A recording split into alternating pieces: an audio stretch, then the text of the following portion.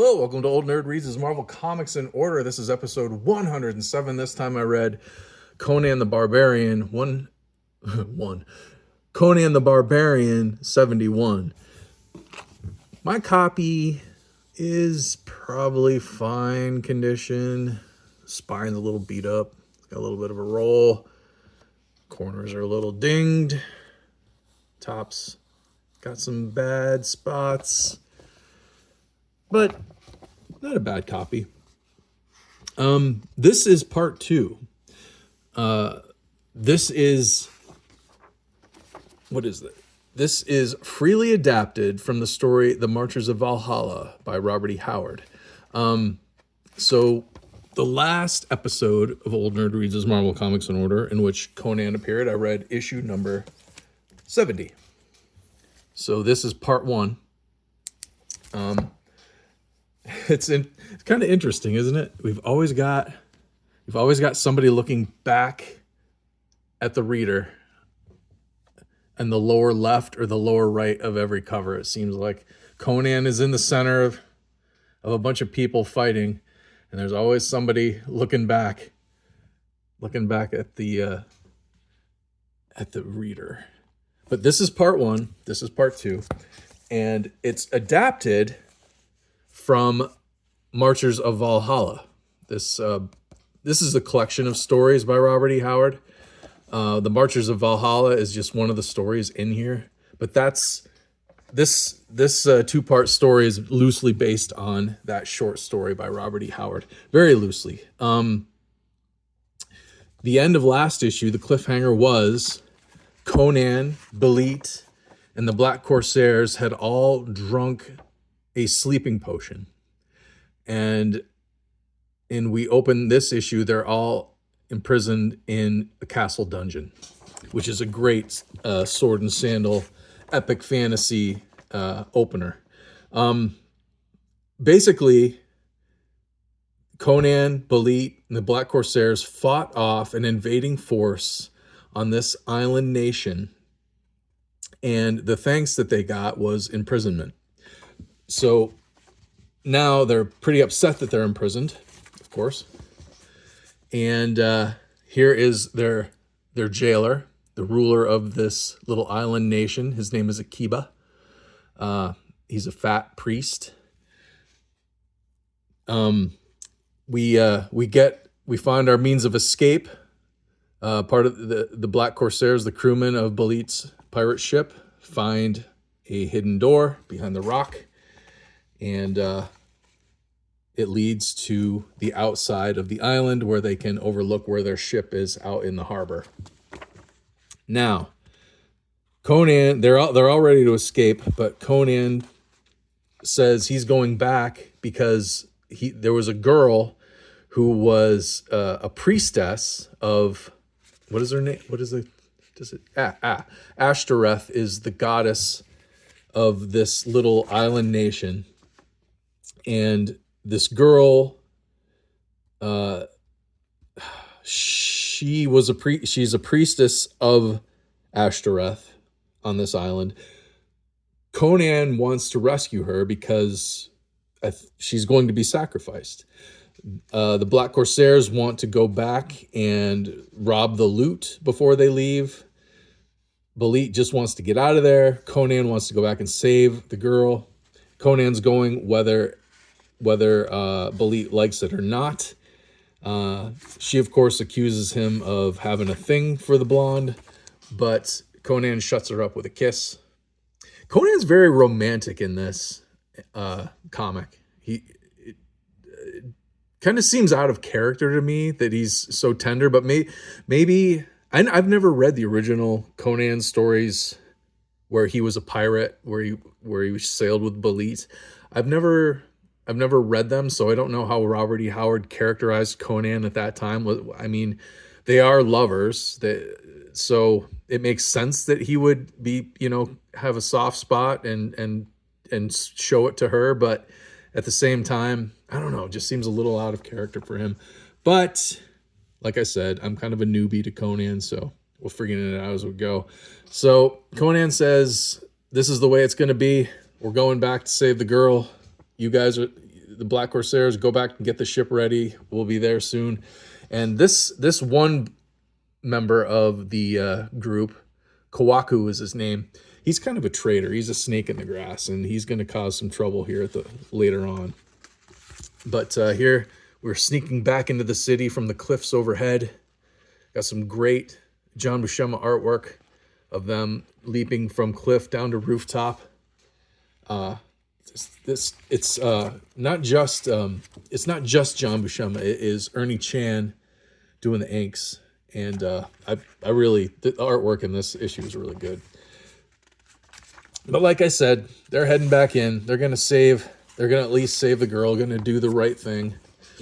The first thing we stop at is a tavern, and we learn that the girl is to be sacrificed to Ashtoreth tonight in the top of this tower.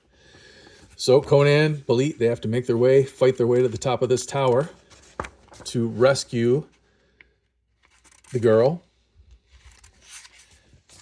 There's a scream while they're on their way up, and they're too late. She's already been sacrificed. And here is the high priest, Akiba. He, of course, is running and hiding. Secret passageways behind the curtain in the tower. And Conan and Belit pursue. But while they're pursuing these hidden passageways, they come across Ashtoreth herself. This is the actual goddess Ashtoreth, and she's a prisoner inside this city. And she tells her story. And this is kind of interesting. They treat her as a god because she is immortal. She never ages. She's hundreds of years old.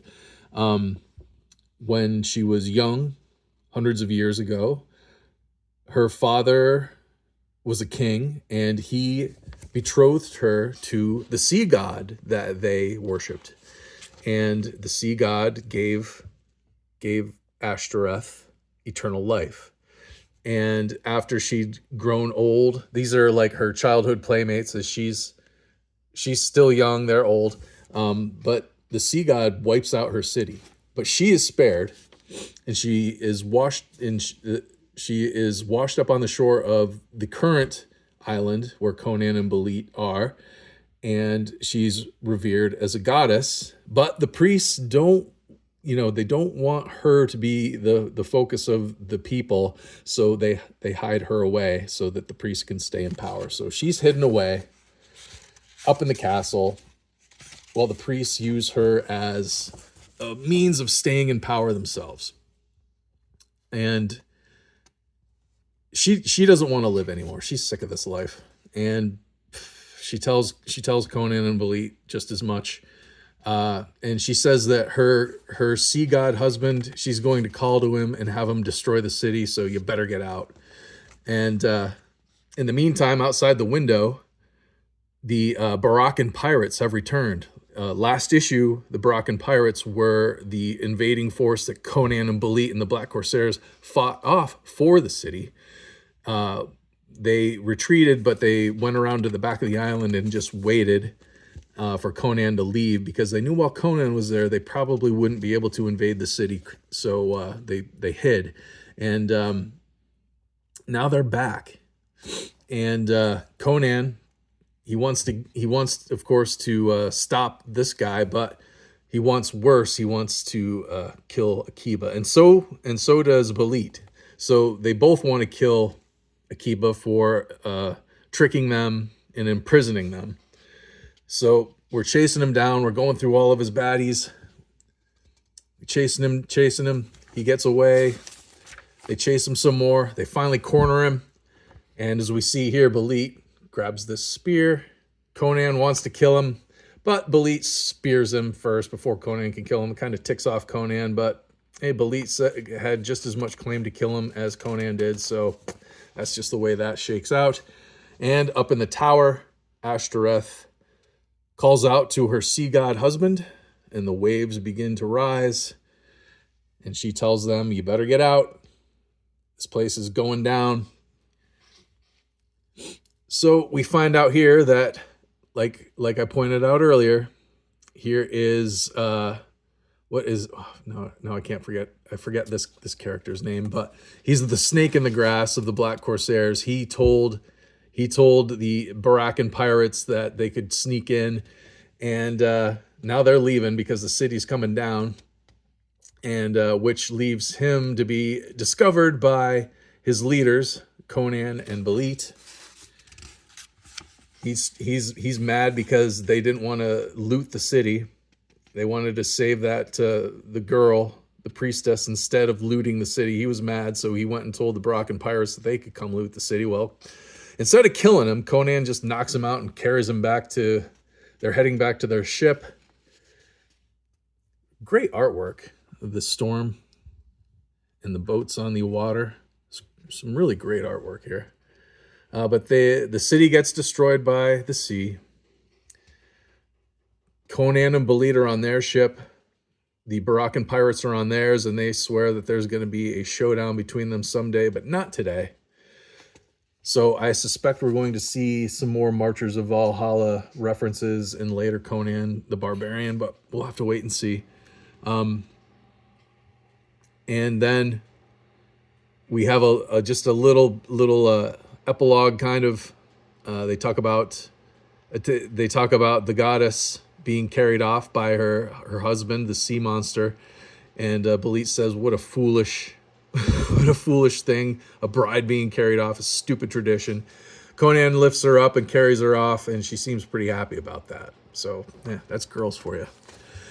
And next issue, we get a brand new story, Vengeance in Asgaloon. I don't know what that means or where that is, but it sounds awesome, and I have the next issue, so stay tuned for that in an upcoming Old Nerd Reads His Marvel Comics in Order video. And with that said, please leave me a like. Please leave a comment about anything that I talked about or about this issue or about Conan in general. And if you know any other old nerds out there who like this kind of stuff, please share the video with them. I would really appreciate it. And I appreciate you watching. I'll see you next time.